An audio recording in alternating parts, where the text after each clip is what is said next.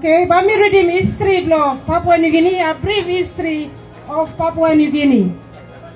Papua New Guinea is located below the equator and north of Australia. The west half of the island is known as West Papua, and it is a province of Indonesia. The eastern half is where Papua New Guinea is located. New Guinea is the second largest island in the world. The island is famous for natural beauty. Such a combination of excellent weather and beautiful scenery is hard to find anywhere else in the world. As a result, Papua New Guinea is a great interest of all tourists. Papua New Guinea was inhabited by many tribes with over 800 languages and diverse cultures. Geographically, it is located in the continent of Australia. Port Moresby is the capital of Papua New Guinea. The first European contact came in the 1500s. In 1884, Germany took control of the northern part, calling it German New Guinea, while Britain claimed the southern part, calling it British New Guinea. In 1906, Britain gave control of its part of Australia, and it was renamed Territory of Papua. During World War I, which was in 1914 to 1918, Australian forces captured Germany New Guinea from Germany. After the war, the League of Nations gave Australia the mandate to administer it, while it continued to rule Papua as well. This means that Australia was effectively the colonizer of both territories. After World War I, Australia administered the territory, introducing modern infrastructure and education. World War II began in 1939 to 1945, in which Papua New Guinea became a battlefield. 1945, in which Papua New Guinea became a battlefield between Japan and the Allied forces, especially Australia and the United States. After the war, the United Nations gave Australia authority to administer both territories together under the name Territory of Papua New Guinea. In 1970s, the movement of independence grew. Papua New Guinea gave self-independence in 1973. It was the final chapter of Australian rule in Papua New Guinea. Tears fell down as the flag came down, for the last time making a farewell to the old and the bad cry of the new. Australia ruled Papua New Guinea for 69 years, 1906 to 1975, and New Guinea was ruled for 61 years, 1914 to 1975. But as the date of 16 September approaches, Australian officials who have been governing this country are filled with doubt. They confronted Sir Michael Somare. "You are so eager for independence," one official says. "Who will manage your resources? Who will serve your people? You don't have any lawyers, your own pilots, your own doctors, your own engineers, and your own accountants." The Australian officials see a nation unprepared. The disgaze unwavering.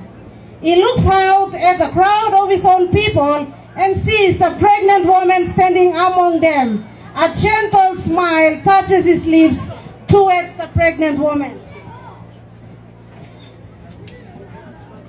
"Do you see them?" he asked, his voice calm but powerful.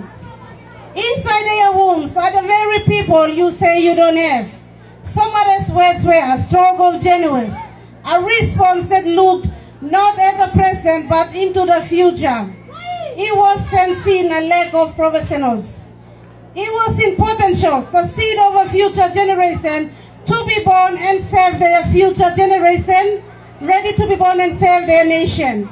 His prophecy has seen through. Today, Papua New Guinea is filled with its own talented professionals. We have our own lawyers, our own pilots, our own doctors, our own engineers, and even our own public servants. A testament to Somare's incredible foresight and belief in his people. Just after 5 p.m. of September 15, 1975, Warrant Officer George Ibo lowered the national flag at the Herbert Murray Stadium and handed it to the Governor General Sir John Guise. Prince Charles salutes as the Australian flag was lowered. Warrant Officer George Ibo carried the Australian flag and handed over to the Australian Governor General Sir John Kerr. A moment of pride, hope, and national unity. The Governor General of the new nation, Papua New Guinea, Sir John Guise, live in broadcast 12:01 a.m. said, Papua New Guinea is now independent with Sir Michael Somare as its first Prime Minister.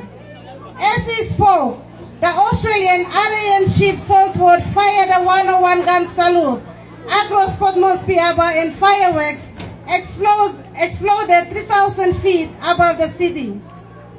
They signaled the end of 90 years of colonial rule under British, Germany, and Australian authorities. Papua New Guinea gained independence from Australia September 16, 1975, after a period of increasing self-governance under Grand Chief Michael Somare. The presentation of the new flag was done at the Independence Hill. At 9:30 a.m., the flag raising ceremony commenced. Governor General Sir John Guise handed the flag to the commander of the PNG Defence Force, Sergeant Major Ibo Mendo George, asking him to raise it on behalf of the people of Papua New Guinea.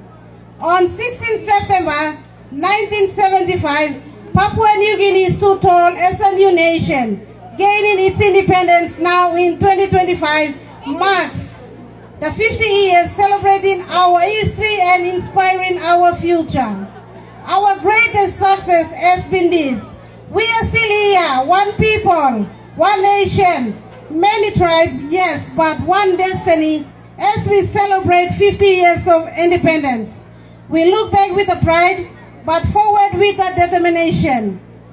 The next 50 years call us to be stronger, wiser, and more united. Happy 58th anniversary Papua New Guinea. The journey still continues.